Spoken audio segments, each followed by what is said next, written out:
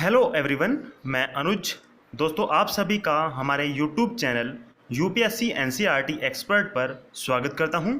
दोस्तों, मैंने आपको पिछले लेक्चर में भी ये चीज़ रिपीट की है और आज भी आपको बता रहा हूं कि हमारे इस चैनल पर आपको ओल्ड एनसीईआरटी के साथ साथ न्यू एनसीईआरटी के सभी लेक्चर प्रोवाइड कराए जाएंगे, जिसमें आपके ओल्ड एनसीईआरटी और न्यू एनसीईआरटी के सभी टॉपिक को कवर किया जाएगा। दोस्तों, आप अपनी स्क्रीन पर जो किताब देख रहे हैं, यह मध्यकालीन भारत के इतिहास की ओल्ड एनसीईआरटी किताब है और मुझे उम्मीद है कि आपने इसे ज़रूर पढ़ा होगा। और अगर नहीं पढ़ा है तो भी यहाँ पर मैं आपको बता देता हूँ कि यहाँ पर इस पूरी किताब की समरी या एक तरह से उस पूरी किताब को आपको लेक्चर के माध्यम से समझाया जाएगा। इन सभी लेक्चर को हमने छोटे छोटे सेशन अर्थात 10 या 12 मिनट में डिवाइड किया है, जिससे लगभग ये जो पूरा चैप्टर है या बाकी सभी चैप्टर होंगे आपके 1 आवर या उससे थोड़े ज़्यादा समय में कंप्लीट हो जाएंगे। तो मैं चाहूँगा कि आप मेरे साथ जुड़े रहें और प्रत्येक लेक्चर को शुरू से लेकर आखिर तक देखें। साथ ही साथ आपको पूरे एक चैप्टर की पूरी जानकारी प्ले लिस्ट में भी आपको मिल जाएगी, जिसका नाम भी मैंने चैप्टर के हिसाब से ही रखा है। ठीक है, तो दोस्तों, इस पूरे कोर्स को प्रस्तुत किया जा रहा है या पूरे जो एक सीरीज है इसको प्रस्तुत किया जा रहा है मेरे द्वारा। मैं अनुज सिंह पाल आप सभी का हमारे यूपीएससी एनसीईआरटी एक्सपर्ट चैनल पर स्वागत करता हूँ। दोस्तों, हमारी इस किताब का सबसे पहला अध्याय है भारत और बाहरी दुनिया। तो दोस्तों, मध्यकालीन में जितने भी परिवर्तन भारत के अंदर होते हैं वो सब भी हम इस किताब के अंदर पढ़ते हैं, लेकिन हमारा पहला चैप्टर बाहर की दुनिया पर बेस्ड है। इसमें हम जैसे यूरोप के अंदर क्या परिवर्तन हुए, साथ ही साथ अफ्रीका के अंदर क्या परिवर्तन हुए, उसके बाद सेंट्रल एशियन कंट्रीज़ में क्या क्या परिवर्तन हुए, फिर पूर्वी कंट्री जो दक्षिण पूर्व एशिया की कंट्रीज़ हैं जैसे जावा, सुमात्रा, दक्षिण वियतनाम यहाँ तक कि चाइना, इन सभी में कौन कौन से राजनीतिक परिवर्तन हुए, क्या उथल पुथल हुई, जिसका इम्पैक्ट भारत के इतिहास पर भी पड़ता है। तो दोस्तों, पहले चैप्टर में हम ये सब चीज़ें यहाँ पर पढ़ेंगे और यह चैप्टर हमने कई वीडियो में डिवाइड किया है। और दोस्तों, इससे पहले भी 2 वीडियो ऑलरेडी इस चैप्टर की आ गई हैं, सभी आपको प्लेलिस्ट में मिल जाएगी।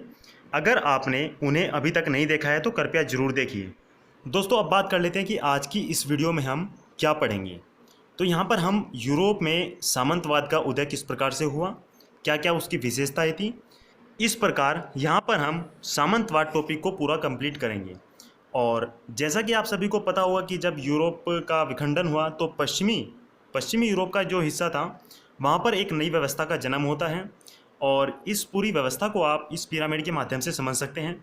इसमें सबसे टॉप पर राजा को रखा गया है, उसके बाद नोबल एंड चर्च ऑफिसर्स होते थे, फिर नाइट्स और वेसल्स होते थे और लास्ट में किसान और सर्व। ठीक है, तो दोस्तों, ये पूरी एक व्यवस्था थी जिसे सामंतवाद कहा जाता था। इसके बारे में आपको आज के इस लेक्चर में पूरी जानकारी मेरे द्वारा मिलेगी।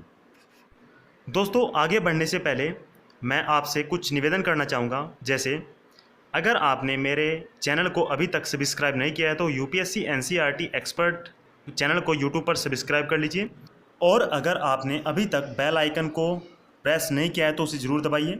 इससे आपको आने वाली वीडियो की नोटिफिकेशन समय से मिलती रहेगी। दोस्तों, जहां पर हमने पिछले लेक्चर को ख़त्म किया था, आज इसे हम वहीं से कंटिन्यू कर रहे हैं। तो जब रोम साम्राज्य का विखंडन हो, खासकर पश्चिमी यूरोप की अगर बात की जाए, तो यहाँ पर एक नए समाज या फिर एक नई शासन व्यवस्था का उदय होता है। इसी व्यवस्था को फ्यूडलिज्म या फिर सामंतवाद कहा गया है। दोस्तों, अगर इस शब्द की उत्पत्ति की बात की जाए तो यह शब्द लैटिन शब्द फ्यूडम से उत्पन्न हुआ है। फ्यूडम का अर्थ होता है फिफ या फिर जागीर। अब इसे हम थोड़ा समझ लेते हैं।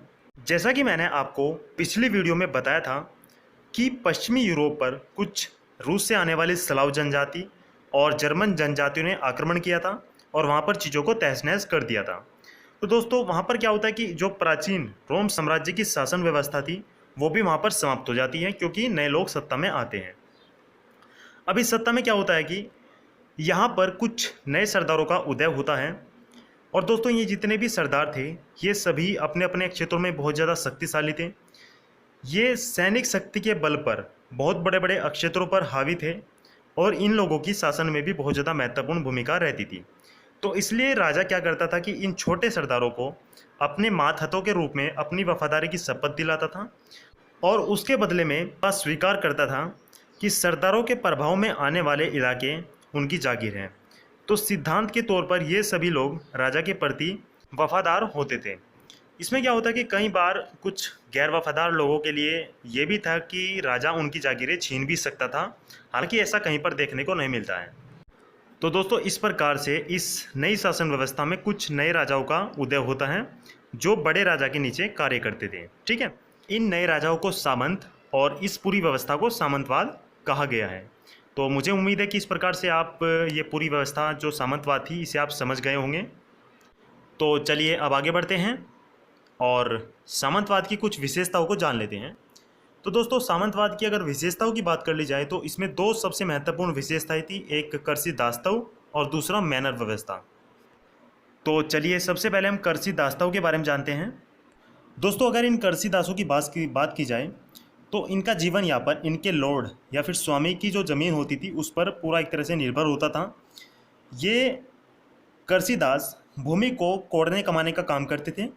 साथ ही साथ ये लॉर्ड की इजाज़त के बिना, अर्थात जो इनका स्वामी है उसकी इजाज़त के बिना न तो अपना पेशा बदल सकते थे, न कहीं दूसरी और जगह जाकर बस सकते थे और न शादी कर सकते थे। तो इस प्रकार से ये एक तरह से अपने जो इनका भूत स्वामी होता था उसी पर पूरी तरह निर्भर होते थे। दोस्तों अब हम इस पूरी व्यवस्था की एक दूसरी विशेषता की बात करते हैं जिसे मैनर व्यवस्था कहा गया है।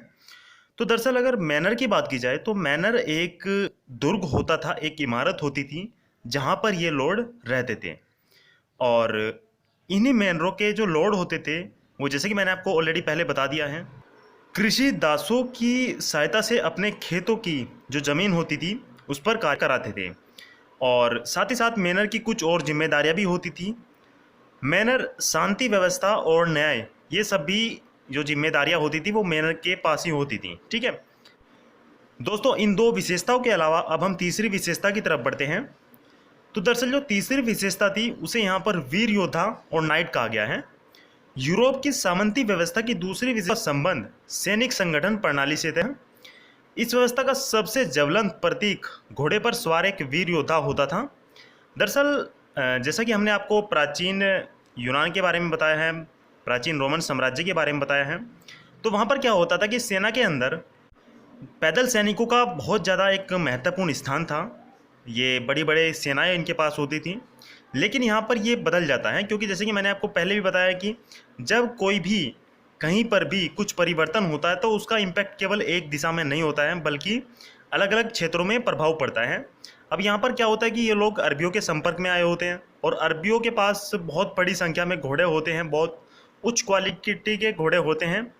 तो दोस्तों यहाँ पर इनकी सेनाओं में भी ये परिवर्तन दिखाई देता है। अगर यूरोप की बात की जाए तो आमतौर पर माना जाता है कि अरबों के आगमन के साथ युद्ध का तरीका भी यहाँ पर बदल गया था, क्योंकि अरबों के पास बहुत संख्या में घोड़े होते थे, एक तरह से तिरुगति का कार्य करते थे। और तिरुगति होने के कारण उन पर बैठा हुआ धनुधर बहुत तेज़ी से अपने विरोधी सेना पर आक्रमण कर सकता था और इसी के कारण जो पैदल सेनाएं होती थी वो यहाँ पर बेकार साबित हो जाती हैं, जो कि प्राचीन रोम साम्राज्य की महत्वपूर्ण विशेषता थी। इस नई विशेषता के साथ अश्वारोही युद्ध की लड़ाई का एक प्रमुख तरीका बन गया था, क्योंकि प्राचीन के बारे में मैं आपको बता ही चुका हूँ कि वहाँ पर पैदल सेनाएं होती थी और बहुत बड़ी बड़ी संख्याओं में होती थी। साथ ही साथ दोस्तों ये जो अश्वारोही युद्ध सेना होती थी या फिर घुड़सवार सेना होती थी, इसमें भी दो बड़े बदलाव हुए यहाँ पर जो आपको याद रखने होंगे। एक नए किस्म की रकाब का आविष्कार और दूसरा नए किस्म की साज का आविष्कार। दरअसल ये दोनों ही बहुत महत्वपूर्ण फीचर्स थे।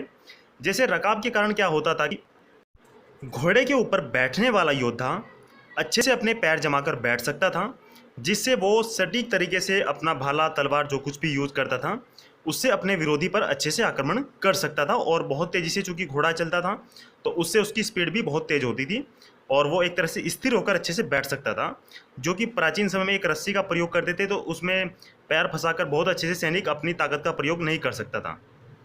तो इस प्रकार से यहाँ पर एक नई स्किल का डेवलपमेंट होता है और साथ ही साथ एक नई किस्म की साज से घोड़ा यहाँ पर और अधिक वजन ढो सकता था। ठीक है, क्योंकि ये एक नई टेक्निक थी तो ये दो अलग अलग टेक्निक आई, आपको याद रखनी होगी। एक नए किस्म की रकाब का आविष्कार और दूसरा नए किस्म की साज का आविष्कार।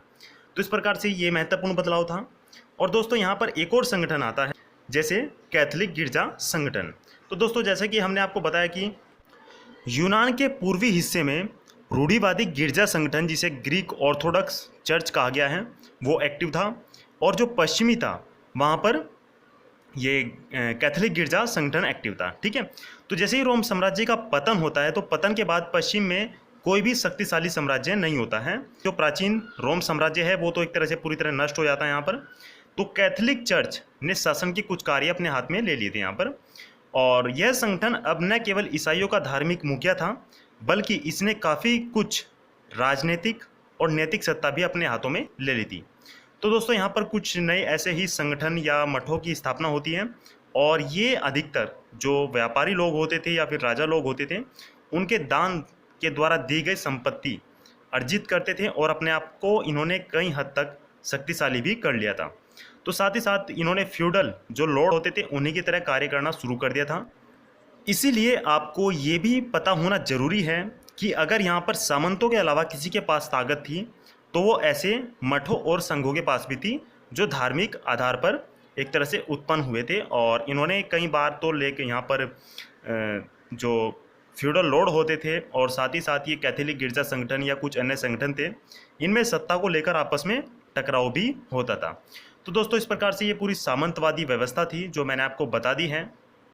अब मैं उम्मीद करता हूँ कि आपको सभी चीज़ें बिल्कुल समझ में आ गई होंगी। एक एक चीज़ मैंने आपको बताई है, और पूरा पिरामिड भी आप एक बार दोबारा देख लीजिए। आपको जो कुछ बताया गया वो सब कुछ उस पिरामिड से ही संबंधित है जो आपने शुरू में देखा था। तो दोस्तों अब मैं उम्मीद करूँगा कि अगर भी कोई चीज़ समझ में नहीं आती है तो आप निसंकोच होकर कमेंट बॉक्स में मुझसे पूछ सकते हैं, और अगर आपको बहुत अच्छा लगा है तो आप भी मुझे कमेंट बॉक्स में बताइए। साथ ही साथ अगर आपने अभी तक मुझे सब्सक्राइब नहीं किया तो सब्सक्राइब कर लीजिए। और अगले जो हमारा जो अगला टॉपिक है उसको मैं नेक्स्ट वीडियो में लेकर आऊँगा। तो आज की इस वीडियो को मैं यहीं पर समाप्त कर रहा हूँ। अब उम्मीद करता हूँ कि आप मुझे विदा दें, और अगली वीडियो में आपसे मुलाकात होगी। तब तक आप पढ़ते रहिए, अपना ध्यान रखिए। धन्यवाद।